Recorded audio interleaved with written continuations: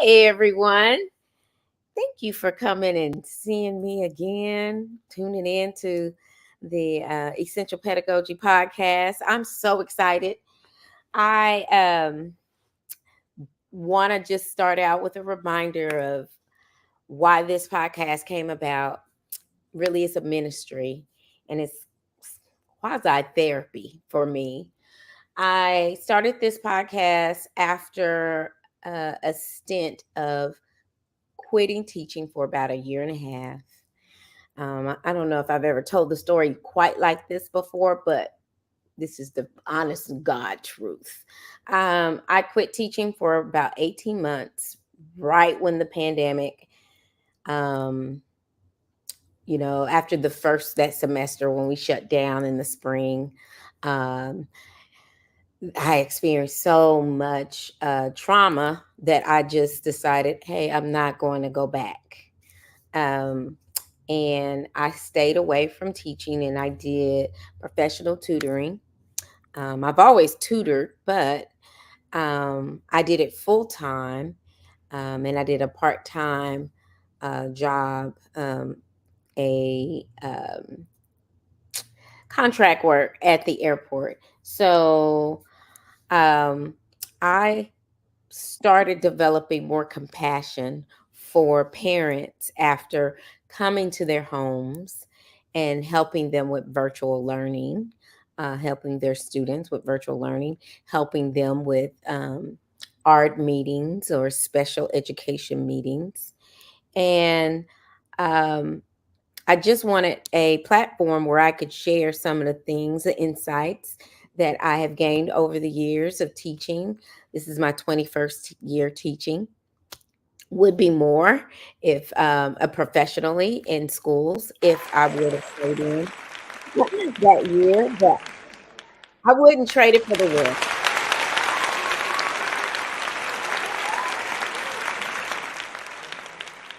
So I developed a newfound compassion for parents by really coming into their homes and just seeing how much they struggled with parenthood, with understanding education, with trying to teach children. Um, and they had no training in the background of teaching children. So um, I just want to take some time to talk to you guys about some of the things that I have learned and some of the new discoveries of post-pandemic children and parents and parenthood. So, without further ado, I want to talk to you guys about social skills. And everyone knows that um, some of our social skills have fallen by the wayside because of the pandemic. um, some of our sensibilities of being able to meet with people in person and finding value in that um, has kind of gone by the wayside. And I want to talk to people about what I'm seeing in children as a result of the lack of socialization that they experience over, I felt like it was a very short time, but of course, I'm an adult. And so when you have uh, somewhere around a year, year and a half, in some cases, 2 years of not being around people outside of your family circle, you have skills that diminish. You have skills of greeting people appropriately that diminish. I've even come across parents that lack in skills like this. But of course, in teaching, social skills is an overdrive because I'm in contact with so many people that it's just natural for me to greet people, look at people in their face, ask pertinent questions to try to drill down to specific information that I might be looking for, giving people space to think. That is a social skill instead of rapid firing questions sometimes. You just need to give somebody think time. And sometimes the think time is for the person asking the question. Like you need to have time to process what somebody might say or what they are saying. So it's good to give break times with speaking. I say all this to say that I anticipate having more conversations. I had a parent teacher conference, and the teacher requested to see every teacher in person. And I have no problems with that. In fact, I really appreciate that this parent did this. She took off the day. She went into the school and said, "Okay, when is your conference? I will accommodate you during the times that you're off, teachers. And if I can get multiple of you to see me at one time, then that would be great." So that's what we did, and we had discussions over some of the behaviors that we saw in her child. Some of them were great, and others of them were eye opening to the parent. But the good thing about this was the parent seemed to be able to receive the information from which the heart posture was meant. In school settings, it is our business to develop children in the best way possible. Um, I know that sometimes people feel like that's oppositional when it comes to what's supposed to be tolerated in schools and what maybe you tolerate at home. I will bring up Gosh, I had a busy week, y'all. And I'm trying to think like we had a lockdown, a hold. We had um a fire drill. Um thank God it was beautiful outside this week. It's I mean mimicking spring this week in Texas. So we went outside, and this was the first time I took this particular class outside for fire drill because they don't really tell us. Well, actually, sometimes they do, sometimes they don't tell us exactly the time. And sometimes they do. But I had a student, and you could tell he has, his family has different values at home, personal values at home, than I would and some parents have. This child is allowed to say curse words at will. And so this child called someone across outside um, a it starts with a B and ends with erd. I don't know if I can say that, but it's kind of basket, but erd. Uh, and, I just had to have a conversation and say, those are words that we don't use in school. We don't call people those things. And although your mom or dad may feel like this is totally appropriate to use casually with them, we just don't use those kinds of words in school. So I'm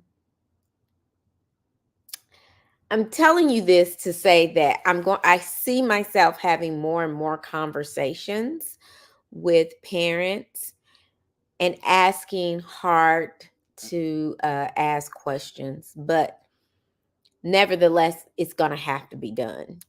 Uh, I believe that we see growth when we start to think about our own thinking and our own actions.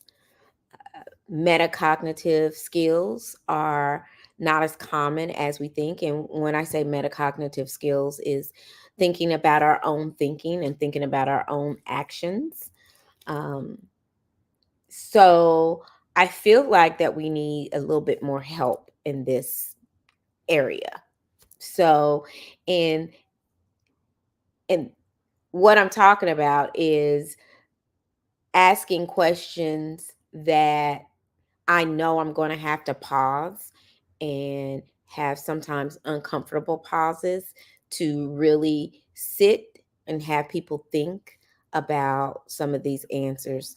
And some of these questions are, why do you have your child at school every day?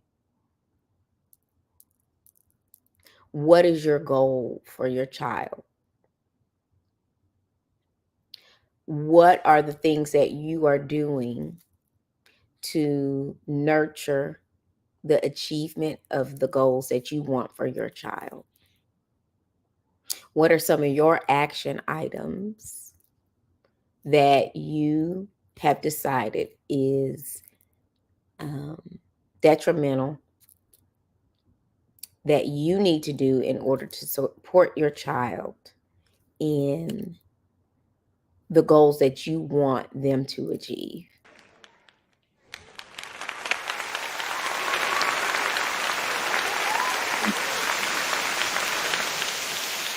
I was having a conversation with a principal friend of mine, and she was talking about some uncomfortable conversations about children who may not meet criteria for uh, graduation. And as you know, we're all trying to increase graduation rate in the state of Texas because we really do have low graduation rates here in Texas compared to some northeastern states. Um, This is the reason why some tech industries choose not to be or has chosen not to be in Texas for a very long time. I think the taxes attract some techie companies, but when it comes to attracting college graduates, there's not a lot of college track children that graduate from high school that go on to college and have postgraduate degrees. Don't know the average rates exactly, but I know that they're lower in Texas than in some other states. It's the reason why we have lots of warehouses for Amazon, but not the corporate Amazon company. Um, we just don't have enough postgraduates that we can feed that kind of corporation employees. However, in order for us to drill down to these things, we have to talk about and have to have some uncomfortable dialogue with the people that we service. And not just parents, but students as well. I'm starting to have conversations with students, and I'm having enlightening conversations with them. I have a student that is below average in reading. He was born in this country, yet he has characteristics of struggling with English and struggling with some maturity issues. And some of that, I believe, is due to COVID. The running around in a classroom, you don't expect that kind of behavior in a seventh grade class. The chasing, the not being able to sit still, the n- not being able to pay attention for an extensive amount of time. That's part of COVID, but that's also part of being addicted to, I think, social media and how things change rapidly with the TikToks and the Instagram reels, and um, having messages overlap some of these TikToks, which is your Snapchats and things like that. Uh, it makes for a person to expect change every 90 seconds or so. Expect some type of different activity or different uh, type of video or exciting volume increase or decrease or something like that. I'm seeing those kinds of characteristics in this child. So and they do not display enough academic language, enough academic acumen in order to be successful in the future for graduation. So I just pulled the child aside and I said, "Can you answer me this?" Let's just call him Tommy. Tommy, what do your parents want you to do when you grow up? What do they wish for you to do? And the child says, my parents want me to be a professional soccer player. Now this child is in an elite soccer um, on an elite soccer team for outside of school. He is very athletic, very mhm, yes, very energetic, right? So he has a lot of energy to expel on whatever sport he chooses, right? So when he told me this, I said, "Well, that makes sense. That makes a lot of sense because when I call home, your mother doesn't seem to be very concerned about what you're learning, how you're learning it, and if you're going to ever learn whatever I'm presenting to you." Um, so I could see that. That helped me understand that this is not as important to that parent as someone else who wants their child to go to college because they're going to be the first generation to go to their to go to a university, right? So it's different. So not that I'm going to stop teaching or whatever, but I'm going to really have in my mind that their goal is not my goal. You know what I mean? Like their goal is not always what I'm trying to do. So I have to conduct myself accordingly, right? Hopefully, that somewhere in their educational experience, they will value education a little bit more than what they are. But uh, it helps me understand and being able to have these conversations and increase in these social skills. Um, it just helps my job tremendously. It helps me understand where people are coming from. And I think that's where interpersonal skills come in handy. When I was doing research on social skills, because I do research for my podcast, y'all, um, there were a lot of websites. In fact, there's a website. Where's the website? This website is skillsyouneed.com. Love this website. Like I can spend a good part of a week and a half on on this website because I went from personal skills to interpersonal skills to writing skills. Um, but then I saw something that caught my eye, which was parenting skills. I'm not the best parent. I never was. Don't think I'll ever perfect it. It is a moving target all the time. And when you are dealing with a moving target, it's hard to hit that bullseye. But I will say that parenthood takes sacrifice. And that's some of the things that I'm not necessarily seeing. Um, a lot of personal sacrifice for the sake of a child. Or sometimes we have misguided notions of sacrifice for the sake of a child.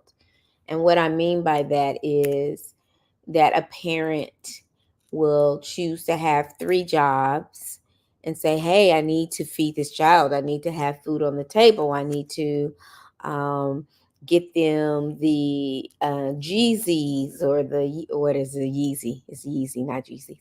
Uh, or what's those backpacks? Those, oh my gosh, they're fancy.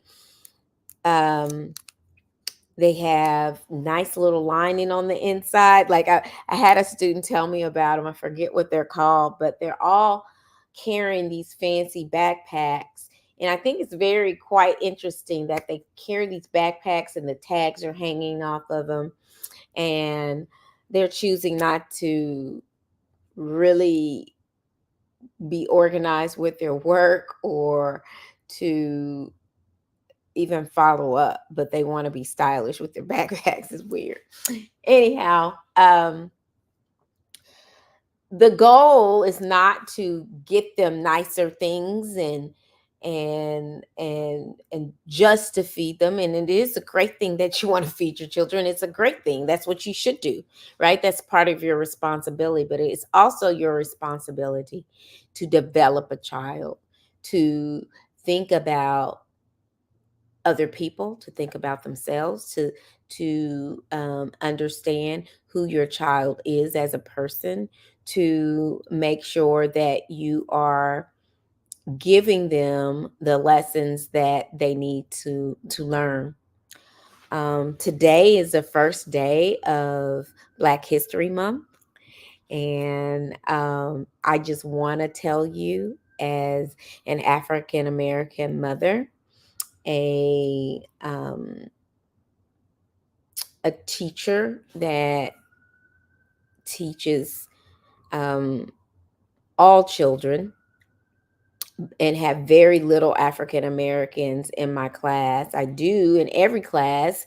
It didn't used to be so prevalent that I had an African American child in my class. I would have five classes or six classes, and I might have two all day. Now I have some in every class.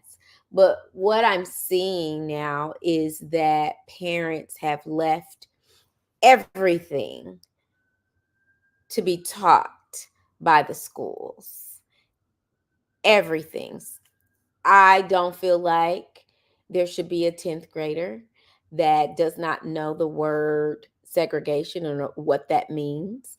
I don't believe there should be a 10th grader, especially a Black 10th grader, who do not understand anything about um, the civil rights era in America. Um, but there are. And I feel like there are a lot of parents who are taking for granted that schools are doing everything. And I'll tell you, we do the best we can. We do.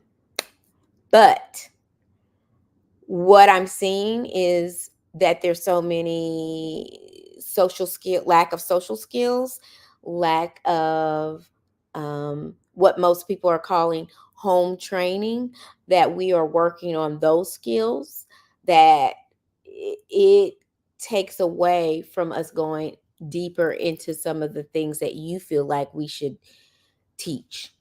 And I would argue that there's some things in our life and our society that, even though they're covered at school, that you should have healthy dialogue and discussions in your own home, and that is including our history in America. That includes uh, personal finance. Not to say that it's not in our curriculum. What I'm saying is that you, as a parent, should take some time to go over some things with your child. There are so many parents who don't know their child's reading levels. We talked about that. If you don't know their reading level, then I'm sure you don't know anything about how they value money, or you have not put any value system in place for how they should handle their money in the future,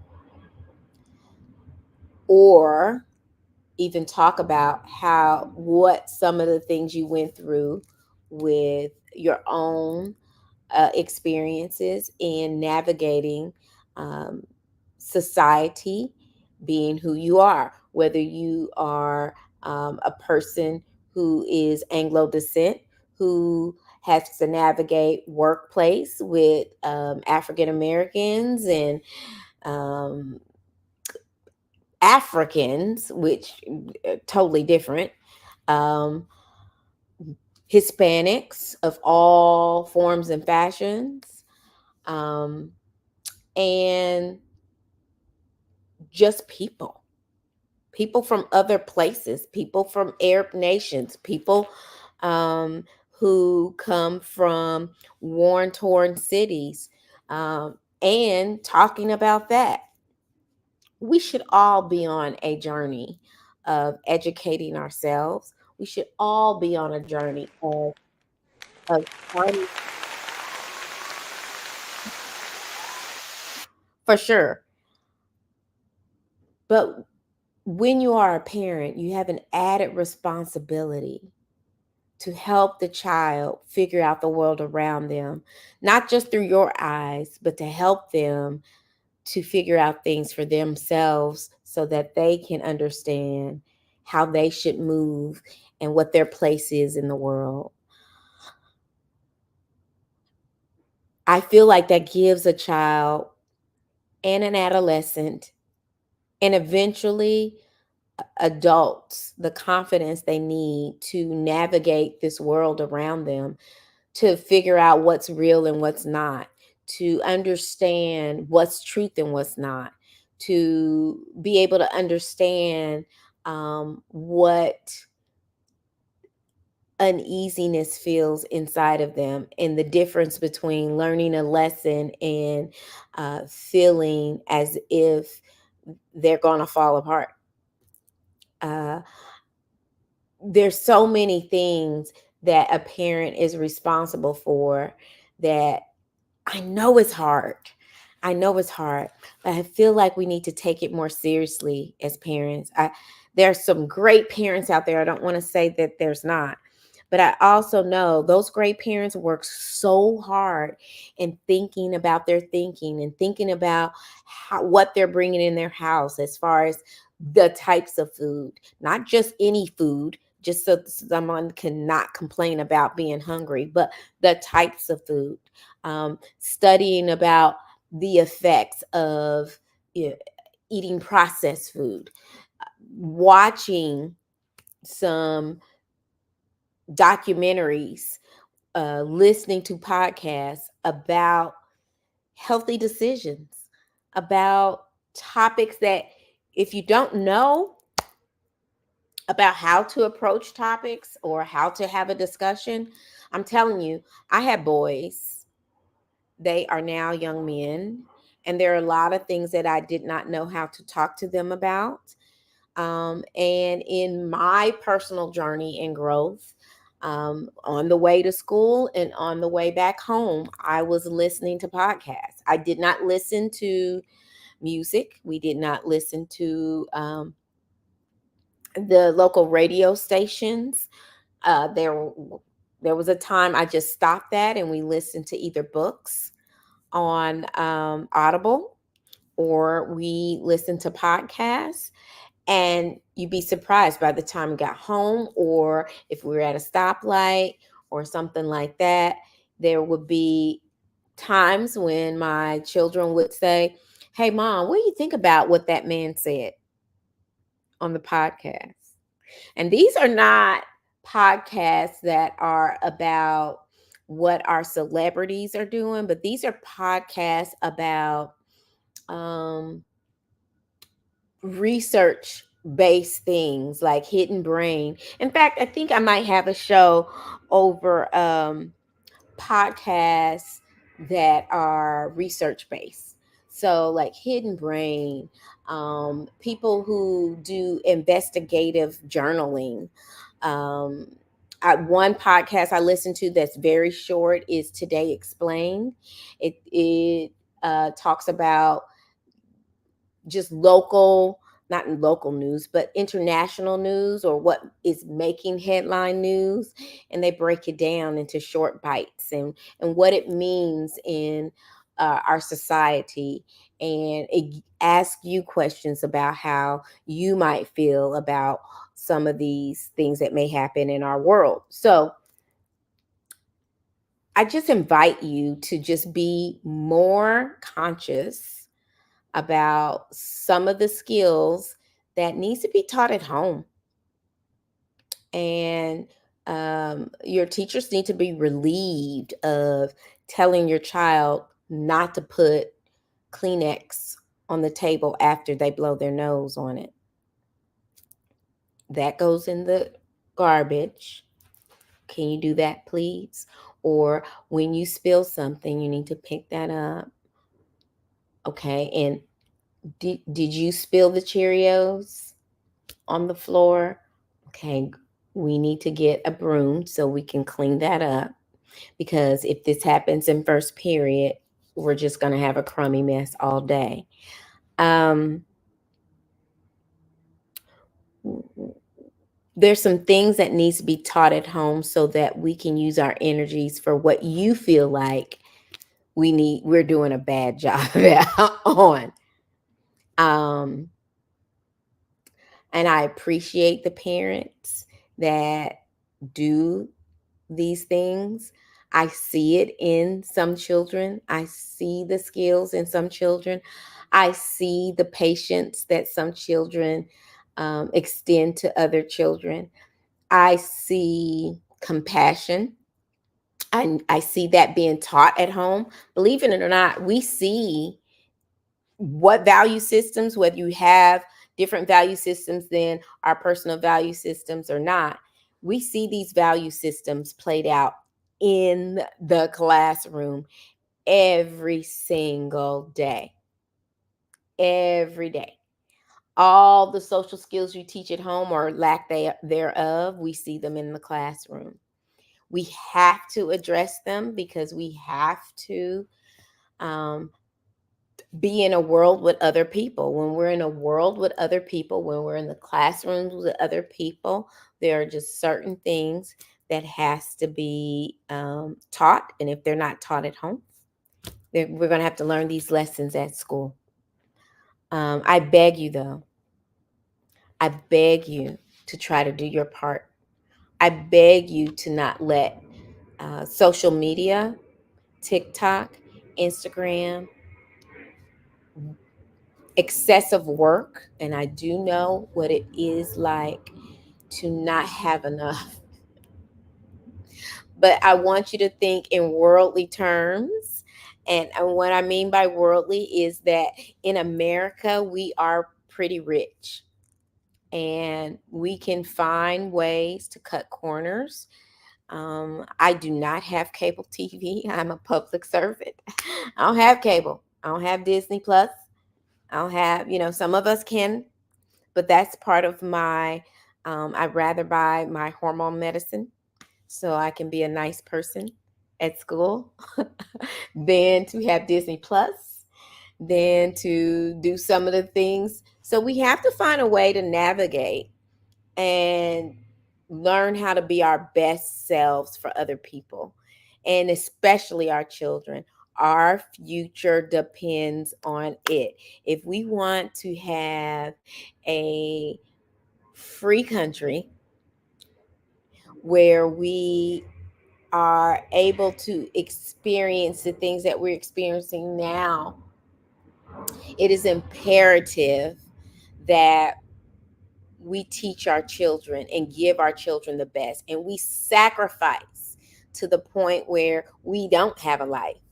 I did not experience having what people are calling a full life, as far as all the vacations, all the spa treatments, all the me time. There was no me time. There was no me time because I was either preparing my children to go to school, or preparing for their meals so that I can have a hot breakfast so they can have a good day at school, or preparing for looking for the next book that we were all going to read together. I would buy 3 copies of a book sometimes and we'd read out loud together. Um, there's so much energy and time that needs to be allotted to our children. Sorry, parents. So sorry. It's called sacrifice. Sacrifice. And so I still feel like I'm sacrificing for my children. And they're not children. They're young adults. But it's not as much as it used to be. And I'm finding myself like, what should I be doing with my life? Uh, Nobody's making me cook, or there's no requirement for me to cook a lot of breakfast. So I got a little bit more time on my hands. So uh, one of the things that's taking up my time is this podcast, and I'm very happy to have it. I'm very happy to do the research. And I'm excited about what's to come. I'm supposed to be interviewing an author that is so excited about teaching. And I love when I can find a male educator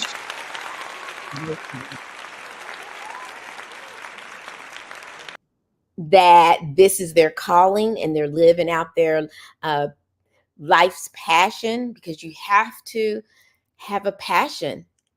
um, I just don't know how a person can do something for 30 years and not have a passion for it. You can, but boy, it's hard getting up in the morning. I know I have a passion for education, and it's sometimes hard getting up in the morning. So, guys, find that passion. And if you have children, that's going to be your passion for a long time. That should be your passion. And if you don't have a heart spin for that being your passion, for pouring into your children and giving them the best of you and sacrificing some of the joys that you want to have, some of the time that you need, then you know what? You need to pray about having that heart spin, because our future depends on our children being a fully developed group of people. Okay.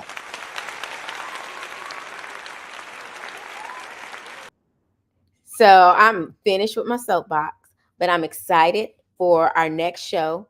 I'm not finished with this book, and I got to put in the extra time to finish this book. I cannot wait. And I think I'm going to post about it a couple of times. I can't wait to interview this young man. He is so pumped and so excited to share all the information he has about being successful in the classroom, that I just cannot wait to bring him to the podcast. So, without further ado, I just want to tell you I can't wait to talk to you guys in 2 weeks, and it's been a pleasure talking to you today. Thank you.